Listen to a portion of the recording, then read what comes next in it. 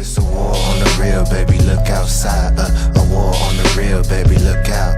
Cause it's a war on the real. Another episode of, what do I call this, right? This is not the rooftop perspectives. What is this, the curbside stories? I don't know.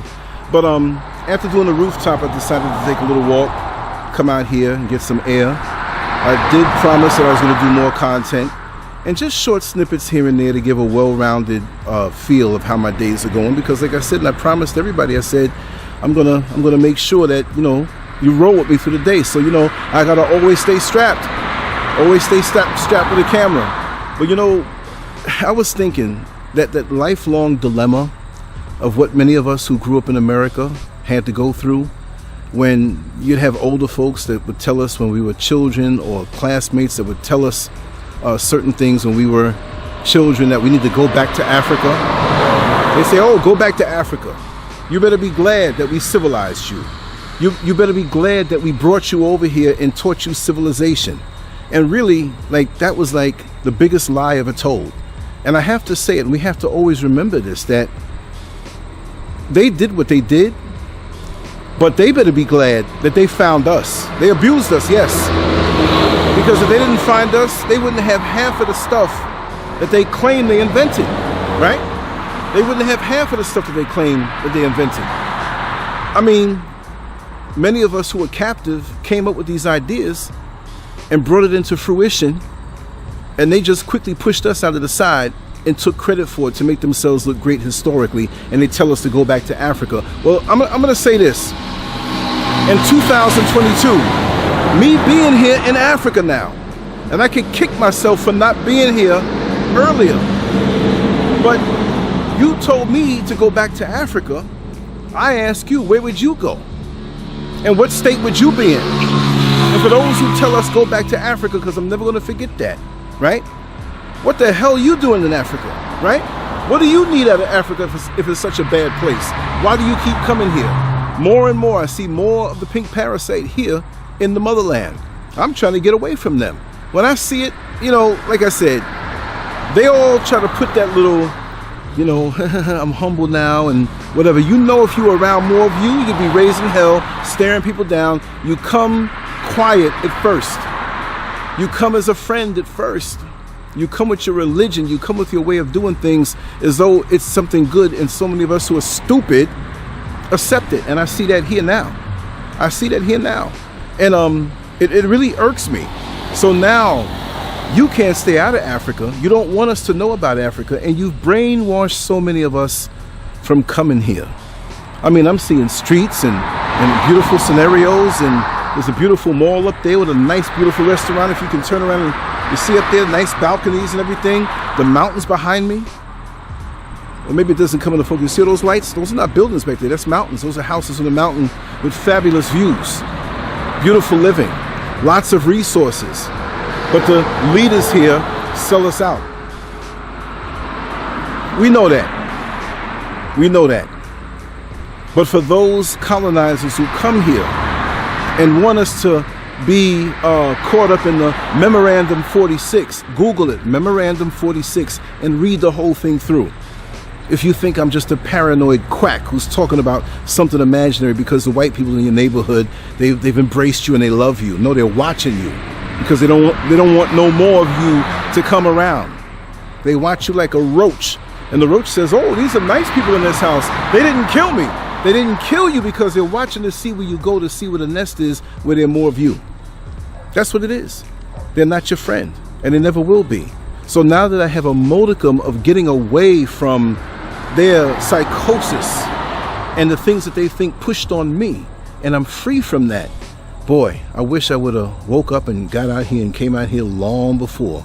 Because out here in the street at night, I don't have to worry about no police rolling up on me, accusing me of something, frisking me.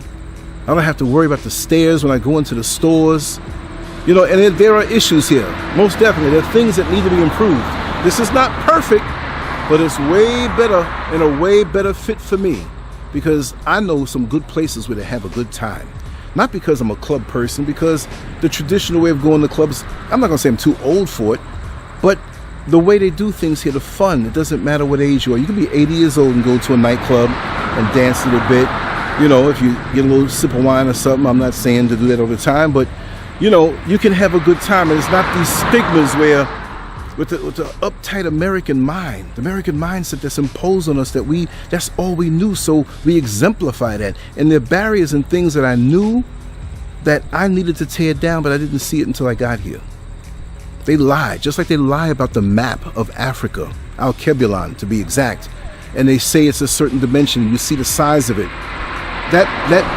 This continent of Africa is way bigger than what they show on the map, way bigger.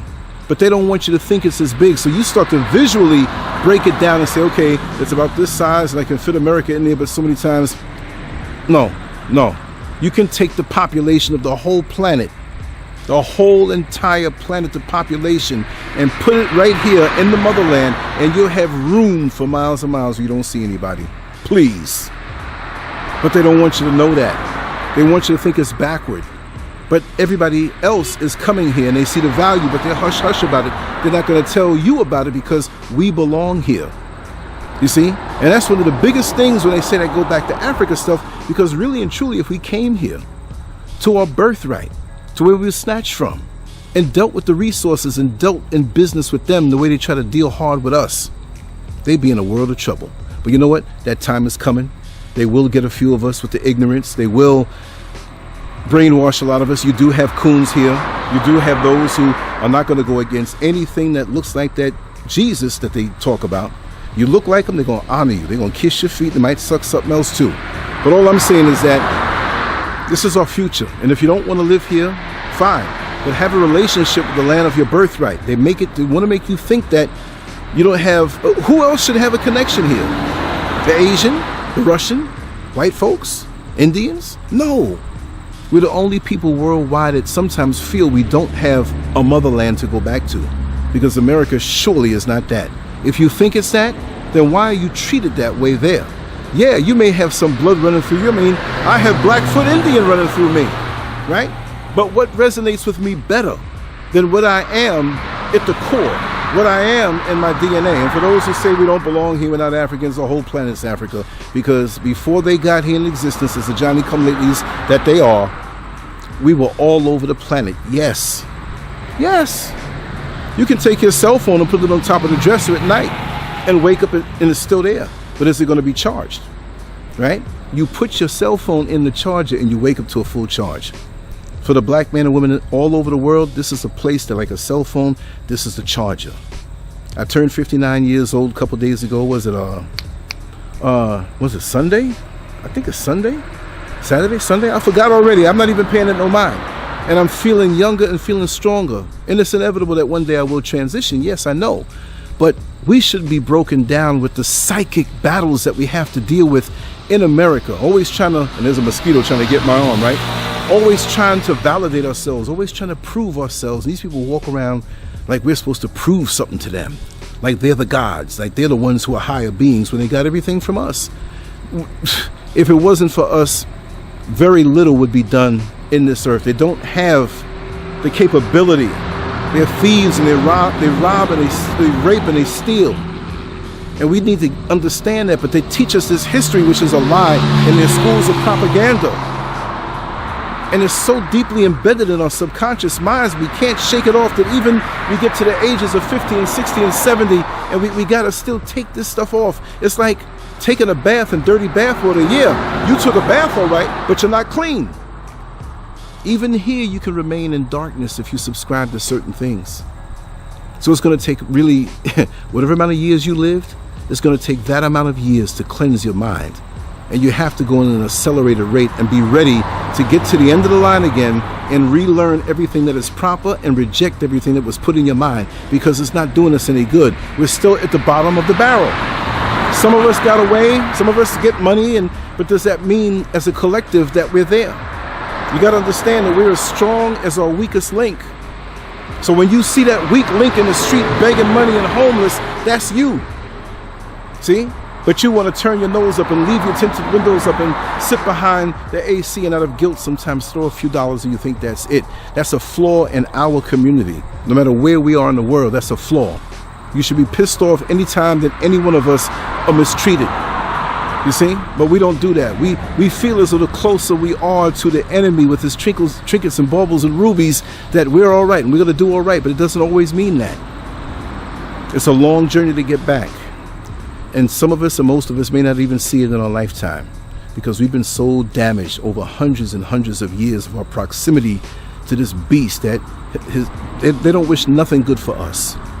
Am I hating them? Am I focusing on them so much? No, but I will occasionally come out and just give you a kick in the groin to wake you up to what needs to be in our mind, to stay on this thing called code. Some of you don't like the term, but everybody else is doing it, and we don't do it. Some of us will never get along. Some of us will never like each other. That's just the sickness that we have. You know, we talk this righteous talk, but then we live a different way. I've seen it and experienced it up to recent times. But it's okay, because you see it long before it happens. So sometimes in this walk of being a revolutionary, you're going to have to be used to walking alone. You're going to have to be used to walking alone and walking your own journey. And it could be very, very lonely. And when you do meet those who vibrate like you, who truly vibrate like you, not the fake narcissists who just want to hear themselves talk, not those people like that. Look, we got a blackout now, and it's kind of frightening because all the lights went out. So I'm not even scared of that. I'm gonna I have something at home on the computer. I was about to go live, but you know what, this is what happened occasionally. We have these power outages, but you see the light up top? I got my own light. Anyway, I'm going to wrap it up. I'm going to skedaddle on. I want to pick up some things before they close up the shops. But I got the most of my talk out, and we're going to head on in. And I'm used to this, because let me tell you something. This happens occasionally, and it happens often, not every single day. It's been like about a month since this happened. But if this was New York City, with the mindset that we have in America, there'd be a whole lot of things going on in the dark right now. You don't hear no gunshots or nothing now, do you? Right? It's completely safe. Anyway, salute to my brothers. Much love to my sisters. Lancescurv over and out. I guess I'm going to have to get home by the light of the mountains and the light of the cars. So anyway, it's all in the journey, and it's all love. And like I said, I promise to keep you with me most of my day. Now, if I don't do a live tonight, it's because of that very reason. And I hope in my area, which is not too far, that the lights didn't go out. If it did, I'll just have to re-upload my stuff again. Anyway, peace out. Much love to you all. On to the next one. Peace.